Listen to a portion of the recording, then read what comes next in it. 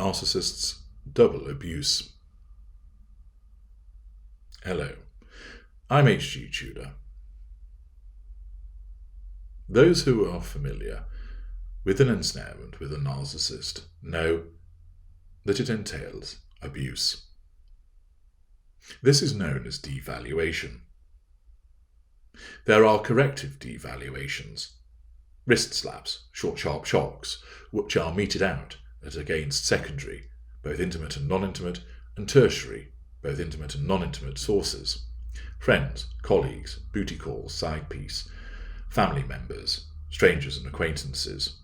The narcissist utilizes those corrective devaluations as a means of asserting control or nullifying a threat to control so as to keep or bring the relevant appliance under control and draw fuel from them. There is also the sustained devaluation. This is the preserve of the primary source, usually an intimate partner primary source, the spouse, the boyfriend, the girlfriend, the cohab, the partner. This is where there are repeated and often more entrenched unpleasant behaviours meted out towards that victim. Thus, devaluation appears in two forms, corrective and sustained. What are those devaluations? Well, these forms of abuse are legion. It covers such things as infidelity, whether it's sexual, physical, emotional, financial, or intellectual.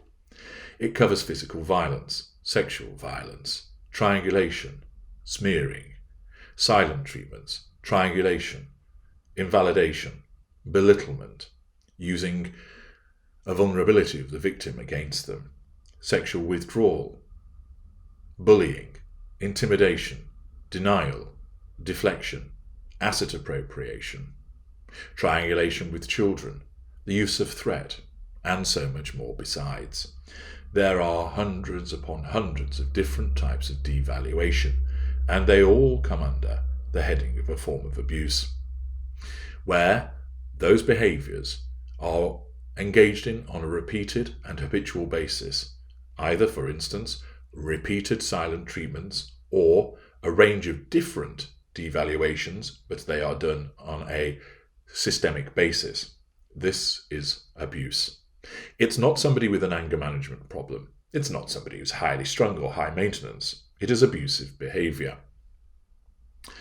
Many people recognise that it's abusive, but of course they don't realise what's really behind it. And they think that they are just intermittent episodes in what is otherwise a good relationship. They are, of course, being conned. They're being conned because they don't realise that they're dealing with a narcissist, and they're being conned by their emotional thinking, which prevents them from seeing that somebody who is decent does not behave in an abusive way. But for most people, they are able to recognise that these behaviours are abusive.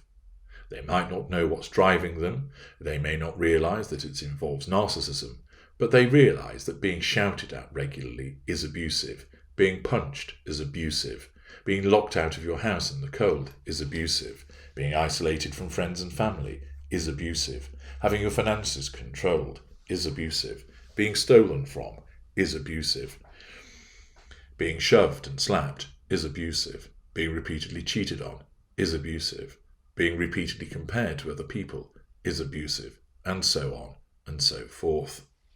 And this, if you will, is the traditional or familiar nature of abuse. But in order to help you understand and drive down your emotional thinking and enable you to achieve freedom, it's important to understand that we always engage in a form of double abuse.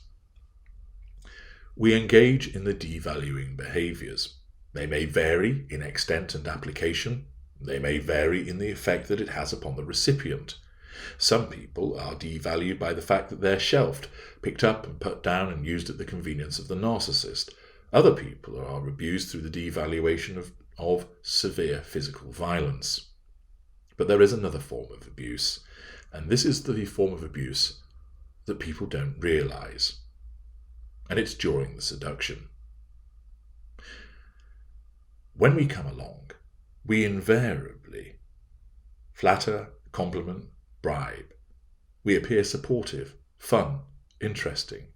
We may give you great sex, take you to interesting places, introduce you to our families, tell you all about our lives, want to know all about your lives, meet your friends, plan for holidays, weddings, having children, setting home up together, sharing interests, lending you money, asking to borrow money and telling you that we'll repay it.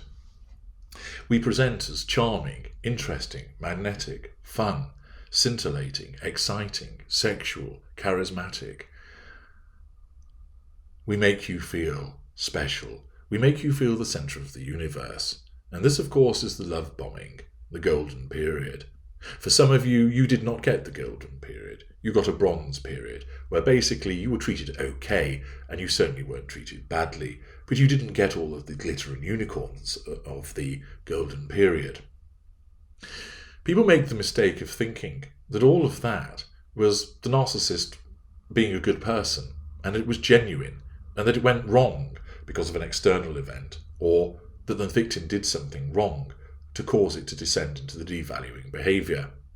And they think that basically the narcissist operates in a part-time manner. We do not. We are narcissists, and everything that we do which involves another person is a form of manipulation. And it's either a benign form of manipulation or a malign form of manipulation. When we say that you look beautiful, we're manipulating you. When we tell you that you look ugly and we insult you, we are manipulating you. When we buy you a gold ring, we're manipulating you. When we forget your birthday, we are manipulating you.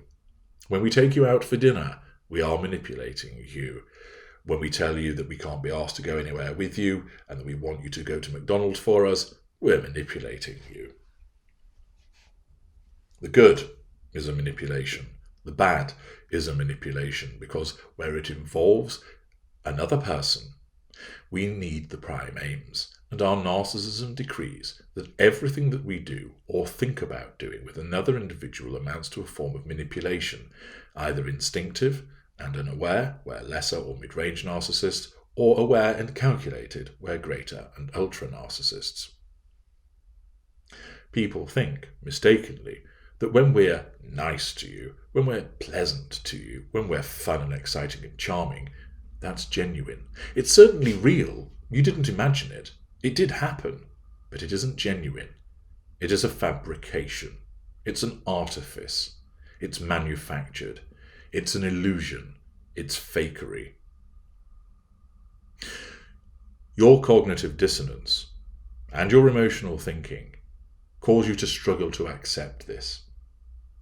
But he must have loved me. He said and did all of those wonderful things. No. Our narcissism compelled us to give you the impression of love because we have learned. Our narcissism knows how to fabricate that to draw you in. Because if we didn't do that, we wouldn't get any victims. If the lion in the grassland was painted neon pink and neon green, with bells and whistles and lights, he wouldn't catch any gazelle. He has to blend in. He has to be unobtrusive so that the lion can then strike from amongst the grass, unseen, unnoticed. In the same way, we must blend in. We must make you think that we are like you, kind, considerate, fun, interesting, charming, etc., so you have no defences towards us, that you positively embrace us, and thus you become easier to control and easier to obtain the prime aims from. In order to do this, our narcissism causes us to fake that person that first comes along. The mirroring, the flattery, the compliments, the bribery, the interest, the concern, the apparent support, it's all manufactured. It isn't genuine because we don't possess emotional empathy. So we cannot be kind to you based on a trait of honesty or decency or compassion. We do not have those traits. We merely fabricate them. And not all narcissists do, of course. The more base and rudimentary of our kind barely muster anything close to that. But the mid-range, the greater and the ultra, are particularly accomplished at demonstrating those various traits, so you become conned. But what you must keep in mind, and tell yourself this as you maintain your no-contact regime and fight against your emotional thinking. I was with an abuser. I was abused in the devaluing, and I was abused in seduction. This person conned me into believing that they loved me. I was conned into believing that they cared for me. I was conned into believing that they were kind and considerate and supportive. In a way, you should be just as angry, to begin with at least, as to the conning that took place as you were to the way that you were badly treated. You have been badly treated twice. In effect, we came bearing 2 shit sandwiches, but the first one was covered in sugar, so you didn't realise, and the second one was more obvious. But the simple fact is this: the narcissist always engages in double abuse. The fakery of the seduction and the horror of devaluation. And you would do well to keep that as watchword to your heart and at the centre of your logical thinking, so that you remain guarded against creeping emotional thinking that might tell you otherwise. I'm H.G. Tudor. Thank you for listening.